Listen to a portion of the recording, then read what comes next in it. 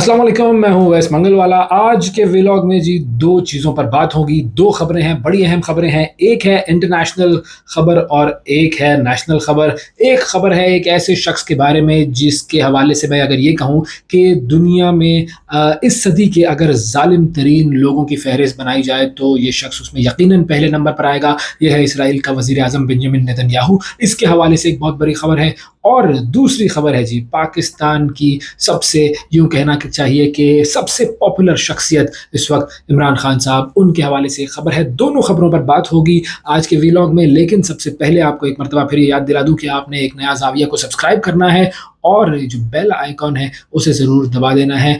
Content रोज़ाना की बुनियाद पर आ रहा है, मुख्तलिफ जहतों में कंटेंट है, तो कंटेंट मिस नहीं करना है आपने। बात करते हैं जी सबसे पहले इंटरनेशनल खबर की। नेतन्याहू, बेंजामिन नेतन्याहू के हवाले से आईसीसी ने अरेस्ट वारंट जारी कर दिए हैं और अरेस्ट वारंट जो हैं वो एक तो बेंजामिन नेतन्याहू जो कि इसराइल का वज़ीर आज़म है उसके जारी किए गए हैं, और दूसरा नेतन्याहू का जो फॉर्मर डिफेंस मिनिस्टर था जिसको अभी कुछ दिन पहले नेतन्याहू ने निकाल दिया था, योव गैलेंट, उसके भी वारंट गिरफ्तारी जारी कर दिए गए हैं। और ये आईसीसी की तरफ से ये मामला हुआ है, इंटरनेशनल जो क्रिमिनल कोर्ट है उसने ये वारंट गिरफ्तारी जारी कर दिए हैं। और बेसिकली मकसद क्या है इन वारंट्स का कि दुनिया को ये बता दिया गया है इन वारंट्स के ज़रिए कि 8 अक्टूबर 2023 से लेकर 20 मई 2024 तक ये इस पीरियड को कवर करते हैं ये वारंट गिरफ्तारी, कि इस पूरे पीरियड में इन दोनों लोगों ने जंगी जराइम का इर्तिकाब किया। इन दोनों लोगों ने वो जो कहते हैं ना क्राइम्स अगेंस्ट ह्यूमैनिटी, नस्ल इंसानी के ख़िलाफ़ जराइम का इर्तिकाब किया। इसके अलावा जो है वो आईसीसी ने मोहम्मद दैफ जो कि इसराइल के ख़िलाफ़ लड़ने वाला जो एक मज़ाहमती ग्रुप है हमास, उस हमास का एक सरकर्दा रहनुमा मोहम्मद दैफ, उसके भी वारंट गिरफ्तारी जारी किए हैं। लेकिन मामला ये है कि मोहम्मद दैफ को, इसराइल ये कहता है कि मोहम्मद दैफ को 13 जुलाई को साउथ गज़ा में हमने कत्ल कर दिया था। हमास कहता है कि अभी तक जो है मोहम्मद दैफ को कत्ल नहीं किया गया है, तो इसीलिए उनके भी वारंट गिरफ्तारी जारी हो गए हैं। वैसे तो याह्या सिनवार और इस्माइल हानिया के भी वारंट गिरफ्तारी जारी करने की दरख्वास्त की गई थी आईसीसी को, लेकिन चूँकि अब वो इस दुनिया में नहीं रहे हैं तो उनके वारंट गिरफ्तारी जारी नहीं हुए हैं। अब ये जो स्टेटमेंट है आईसीसी का वो कहता क्या है, उसके कुछ पॉइंटर्स मैं आपके सामने लेकर आता हूँ कि इन लोगों ने किन जराइम का इर्तिकाब किया। वैसे तो ज़ाहिर है सारी दुनिया में न्यूज़ में ये सारी चीज़ें आ रही हैं, लेकिन आईसीसी बुनियादी तौर पर क्या कहता है और इसने किन जराइम की फहरिस्त बनाई है इन दोनों लोगों के हवाले से, वो मैं आपको बताता हूँ। स्टेटमेंट में लिखा है कि chamber found reasonable grounds to believe that mister Netanyahu and mister Gallant, ये दोनों के हवाले से बात हो रही है, at the time of the alleged conduct each bear criminal responsibility for the following crimes. अब क्राइम्स की लिस्ट सामने आएगी आपके, वो है जी the war crime of starvation as a method of warfare. ये पहली चीज़ है कि कहत को, भूख को और खाना ना देने को, बुनियादी तौर पर लोगों को खाने से, ग़िज़ा से महरूम कर देने को इन लोगों ने जंगी हथियार के तौर पर इस्तेमाल किया गज़ा में, और इनकी वजह से लोग भूख से मरे हैं। गज़ा का एक बहुत बड़ा एरिया जो है वो कहत में चला गया है तकरीबन इन दोनों लोगों की वजह से। तो इन्होंने अपने जुल्म में बुनियादी तौर पर कहत जो है वो लोगों के ऊपर मुसल्लत कर दिया। ये सबसे बड़ा जुर्म है जो कि इनका सामने आया है। फिर उसके अलावा उन्होंने ये भी कहा the crimes against humanity of murder, persecution and other inhumane acts. आगे ये जो इनकी स्टेटमेंट है आईसीसी की, वो ये कहती है कि Mr. Netanyahu and Mr. Gallant each bear criminal responsibility as civilian superiors for the war crime of intentionally directing an attack against the civilian population। जो गज़ा की सिविलियन पॉपुलेशन थी, जो गज़ा के आम लोग थे, उन लोगों पर इन्होंने इंटेंशनली डायरेक्ट अटैक किए हैं और इन दोनों लोगों पर इसकी मुकम्मल जिम्मेदारी आयद की जाती है। उसके अलावा इस स्टेटमेंट में ये बात भी कही है कि इन लोगों ने वो चीज़ें जो कि आम आदमी की ज़िंदगी की सबसे अहम ज़रूरतें होती हैं उनको भी गज़ा में नहीं जाने दिया, जिसमें खाना, पानी, दवाएं, मेडिकल सप्लाईज़, और इसके अलावा इन्होंने बिजली की भी सहूलत वहाँ से ख़त्म की और जो फ्यूल होता है वो भी वहाँ से ख़त्म कर दिया। तो ये वो पूरी लिस्ट है जिनके गिर्द ये मुद्दा बनाया गया اور انہوں نے یہ ڈیٹ لائن بھی دی ہے کہ جی 8 اکتوبر 2023 سے لے کر 20 مئی 2024 تک تو انہوں نے یہ کام کیا ہی ہے، اور اسی بنیاد پر ان کا یہ جو اریسٹ وارنٹ ہے یہ جاری کیا گیا ہے، ایشو کیا گیا ہے۔ بڑے لینتھی پروسیس کے بعد، بڑے لمبے پروسیس کے بعد یہ اریسٹ وارنٹ جو ہے وہ جاری ہوا ہے۔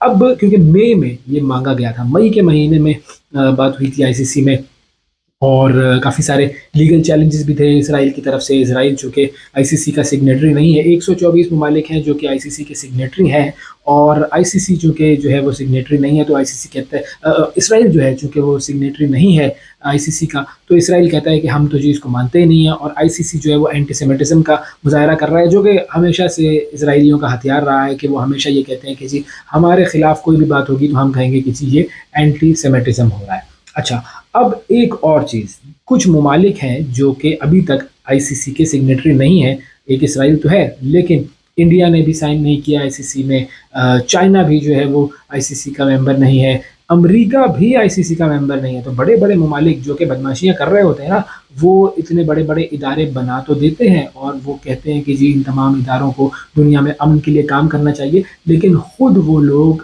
ان اداروں کے سگنیٹری نہیں ہوتے ہیں۔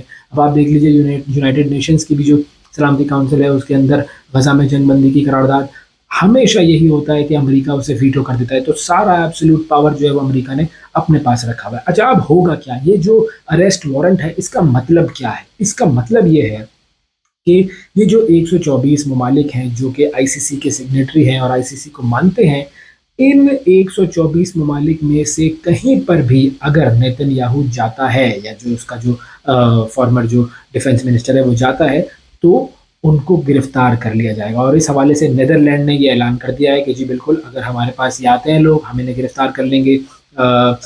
یو کے بھی اس میں ہے ویسے سگنیٹری، کینیڈا بھی سگنیٹری ہے۔ تو اب یہ وہ ممالک جو کہ سپورٹ کرتے رہے اسرائیل کو وہ کیا کریں گے؟ کیونکہ کیئر سٹارمر جو ہے جو کہ یو کے کا پرائم منسٹر ہے وہ تو کھلم کھلا سپورٹ کرتا رہا ہے اسرائیل کی، اور اب جب کہ وہ سگنیٹری بھی ہے آئی سی سی کا تو وہ آئی سی سی کی بات کو مانے گا یا پھر اپنی جو سپورٹ ہے اسرائیل کے لیے اور نیتن یاہو کے لیے وہ جاری رکھے گا؟ یہ ایک بڑی انٹرسٹنگ بات ہے۔ اچھا، اب یو ایس اے جو ہے وہ چونکہ میں نے آپ کو بتایا تھا کہ وہ سگنیٹری نہیں ہے آئی سی سی کا، تو نیتن یاہو وہاں جا سکتا ہے، وہاں پر اس کو کوئی پرابلم نہیں ہوگی، کیونکہ یو ایس اے نے تو کہا بھی ہے کہ جی آئی سی سی کی جو یہ جورسڈکشن نہیں ہے اور اس نے غلط یہ اریسٹ وارنٹ جاری کیے ہے، اور جو نئی حکومت، جو آنے والی حکومت ہے یو ایس اے کی، جو ڈونلڈ ٹرمپ کی حکومت ہے، انہوں نے بھی یہ کہا کہ انہوں نے وارننگ دی تھی، بلکہ آئی سی سی کو وارننگ دی کہ اگر آپ اس چیز میں آگے بڑھیں گے تو پھر آپ کے لیے صحیح نہیں ہوگا۔ اور یو ایس اے نے کھل کر یہ کہہ دیا ہے کہ جی ہم تو اریسٹ نہیں کریں گے نیتن یاہو کو، کیونکہ ہم آئی سی سی کو نہیں مانتے ہیں۔ لیکن یو ایس اے میں ایک جگہ ہے مشیگن، بیسکلی وہاں کا ایک شخص ہے جس نے ایک بڑا اہم اعلان کیا ہے، عبداللہ حمود اس شخص کا نام ہے، اور عبداللہ حمود جو ہے وہ میئر ہے ڈیٹرائٹ سبرب کا، جو کہ ڈیربون میں ہے مشیگن میں۔ اس نے یہ کہا ہے کہ اگر ہمارا جو شہر ہے اس میں قدم رکھا نیتن یاہو نے تو ہم اسے ضرور گرفتار کریں گے۔ تو وہاں پر بھی ایسے لوگ ہیں، امریکہ میں بھی اس کا مطلب ہے کہ نیتن یاہو کے اور اسرائیل کے وجود کے خلاف آوازیں اٹھنا شروع ہو گئی ہیں۔ اب ظاہر ہے ان آوازوں کو دبانے کی کوششیں کی جائیں گی، لیکن یہ آوازیں اٹھنا شروع ہو گئی ہیں۔ اچھا جی، اب اس سے پہلے بھی اسرائیل جو آئی سی سی ہے اس نے بہت سارے لوگوں کے وارنٹ گرفتاری جاری کیے، ان کو گرفتار بھی کیا گیا، کچھ کو آئی سی سی نے مفرور بھی قرار دیا ہے، کچھ ایسے ہیں کہ جنہیں 25-30 سال کی سزائیں بھی ہوئی ہیں، انہوں نے سزائیں کاٹی بھی ہیں، کچھ ایسے ہیں جو کہ ابھی سزائیں کاٹ رہے ہیں۔ تو ہونے کو تو ہو سکتا ہے، دیکھنا یہ ہے کہ اسرائیل بمقابلہ آئی سی سی، اسرائیل بمقابلہ باقی ساری دنیا، یہ مقابلہ کون جیتتا ہے، کیونکہ اسرائیل کے پاور اور اسرائیل کی سپورٹ کا ہمیں اندازہ ہے۔ تو یہ تو ہو گئی جی انٹرنیشنل دنیا کی خبر۔ اب آ جاتے ہیں ذرا پاکستان کی خبر۔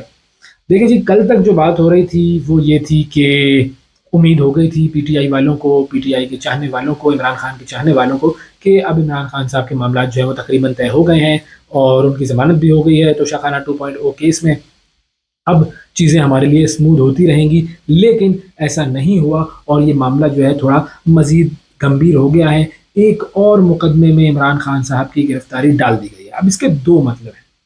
پہلا تو مطلب یہی ہے کہ معاملات جو ہیں وہ پھر سے ذرا ڈاماڈول ہو گئے ہیں اور معاملات جو ہیں وہ پھر سے ذرا گڑبڑ کر رہے ہیں عمران خان صاحب اور اسٹیبلشمنٹ کے۔ یہ تو پہلی چیز ہو گئی۔ دوسری چیز کیا ہے؟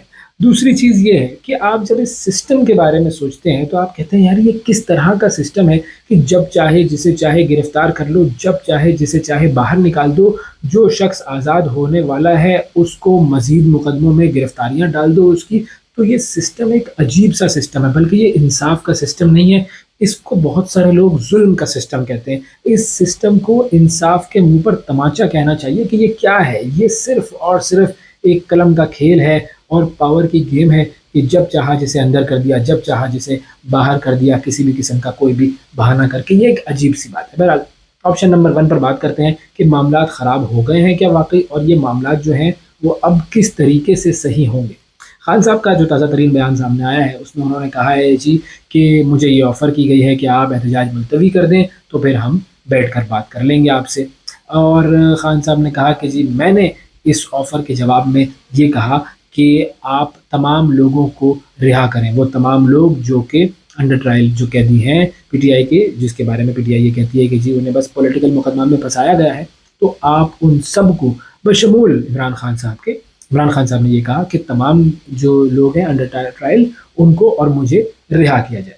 تو اب انہوں نے رہا کیا نہیں ہے تو اس کا مطلب یہ ہے کہ یہ لوگ صرف اور صرف احتجاج ملتوی کروانا چاہ رہے ہیں، اور یہ لوگ کسی قسم کی جو آگے کے مذاکرات وغیرہ ہیں ان میں یہ لوگ انٹرسٹڈ نہیں ہیں، یہ لوگ یعنی کہ اسٹیبلشمنٹ والے. تو یہ سچویشن جو ہے وہ عمران خان صاحب نے کہی، اور انہوں نے یہ بھی بات کی عمران خان صاحب نے کہ اس بات کی تو گارنٹی ہے کہ مجھے 24 نومبر تک رہا نہیں کیا جائے. اچھا اب ذرا سمجھتے ہیں اس صورتحال کو. اس وقت پاور سچویشن ہے کیا؟ اس وقت پاور سچویشن یہ ہے کہ خان صاحب اس وقت ہے اندر، ٹھیک ہے جی، اور ظاہر ہے اسٹیبلشمنٹ جو ہے وہ پاور میں ہے، حکومت باہر ہے. اسٹیبلشمنٹ جو اور حکومت کا جو ایک کمبینیشن ہے وہ باہر ہے. تو بیک فٹ پر اس وقت ہے خان صاحب بنیادی طور پر.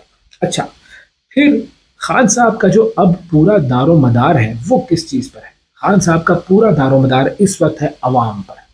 خان صاحب بیسیکلی ایک مرتبہ فائنل کال دے کر وہ یہ ٹیسٹ کرنا چاہ رہے ہیں کہ کیا اس وقت پبلک کا سینٹیمنٹ ہے اور کیا پبلک باہر نکلے گی یا نہیں نکلے گی.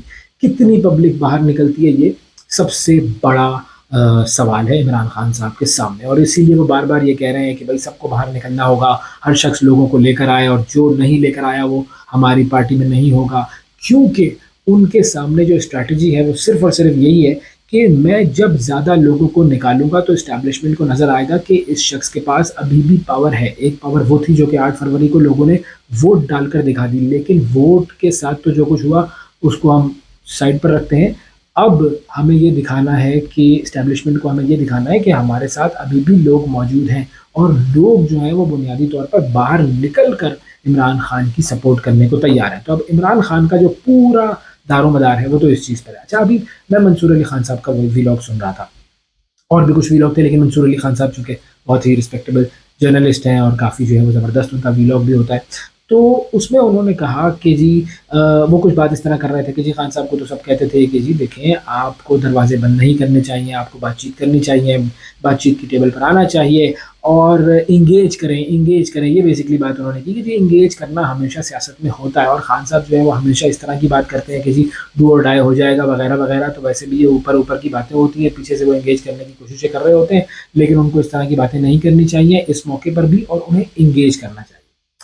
اب کیا یہ جو باتیں ہیں جو مختلف جرنلسٹ کر رہے ہیں اور مختلف جو ہیں وہ ٹی وی چینلز پر اینالسٹ بھی کر رہے ہیں، کیا یہ باتیں پی ٹی آئی والوں کو یہ سمجھانے کی کوشش کر رہی ہیں کہ انگیج کر لو ورنہ معاملہ تمہارے ہاتھ سے نکل جائے گا، پلیز انگیج کر لو؟ کیا یہ انہیں سمجھانے کی کوشش کی جا رہی ہے؟ کیونکہ ایک اور بیان ہے میاں جاوید لطیف صاحب کا، پاکستان مسلم لیگ میں ان کے بڑے اہم رہنما ہیں، ان کا جو بیان سامنے آیا ہے نا وہ بیان بڑا ہی گمبھیر ہے، بڑا ہی سنگین بیان ہے جی. وہ کہتے ہیں جی کہ جی ہاں بیرونی دباؤ ہے ہم پر، اور جہاں سے ڈر تھا وہیں سے بیرونی دباؤ آ رہا ہے. اور ظاہر ہے اب ہم سب جانتے ہیں کہ ڈر کہاں کا تھا، جس کے بارے میں بار بار بات ہو رہی تھی کہ امریکہ جو ہے وہاں پر ٹرمپ آ جائے گا اور وہ پھر جو ہے وہ عمران خان کو رہا کرنے کے لیے بات کریں گے وغیرہ وغیرہ. اچھا دوسری چیز، ایک تو انہوں نے میاں جاوید لطیف صاحب نے یہ پول کھول دیا کہ جی باہر سے پریشر تو ہے عمران خان صاحب کو رہا کرنے کا. دوسری چیز، یو کے گورنمنٹ کی نائب وزیر ریپرزینٹیٹو نائب وزیر خارجہ وہ پاکستان ان کی تشریف آوری ہوئی، اور وہ بڑے اہم لوگوں سے ان کی ملاقاتیں ہوئیں۔ برطانیہ کے جو 20 ایم پیز تھے انہوں نے بھی اپنی گورنمنٹ کو خط لکھا، انہوں نے بھی کہا کہ جی عمران خان صاحب جو ہے اس کے بارے میں ہمیں کچھ کرنا چاہیے اور یہاں پر معاملہ جو ہے وہ صحیح نہیں لگ رہا، اور ان کی گورنمنٹ نے انہیں یقین دلایا ہے کہ آپ مان لیجئے عمران خان کا ملٹری ٹرائل پاکستان میں نہیں ہوگا۔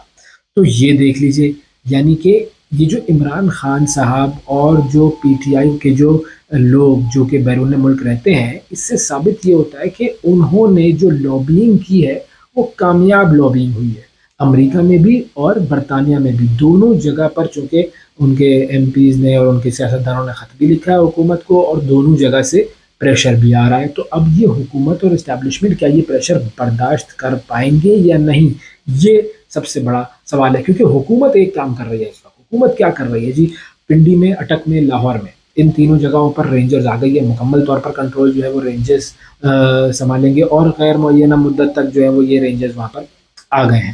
اچھا، اسلام آباد میں اب ہونا کیا ہے، کیونکہ ظاہر ہے لوگ پہنچنا شروع ہو جائیں گے، یہ سارا معاملہ ہوگا 24 تاریخ کی پریپریشن کے حوالے سے۔ اسلام آباد میں نیٹ بند ہوگا، اسلام آباد میں پڈا ہوگا، اسلام آباد میں لڑائی ہوگی، اسلام آباد میں ڈنڈے چلیں گے، فل ہنگامہ خیزی ہوگی، اور یہ ظاہر ہے ایک امپریشن ساری دنیا میں جائے گا کہ دیکھو معاملات یہاں پر خراب ہیں۔ تو اب دو سوال ہیں، سب سے اہم سوال جس پر میں اپنا ویلاگ اینڈ کرتا ہوں اور آپ کو سوچنے کے لیے یہ دو سوال دے رہا ہوں۔ پہلی چیز یہ کہ کیا اسٹیبلشمنٹ اور حکومت انٹرنیشنل پریشر برداشت کر پائیں گے یا نہیں، اور دوسرا سوال یہ کہ کیا عمران خان کی کال پر عوام باہر آئے گی یا نہیں، یہ ہمیں دیکھنا ہے۔ اللہ حافظ۔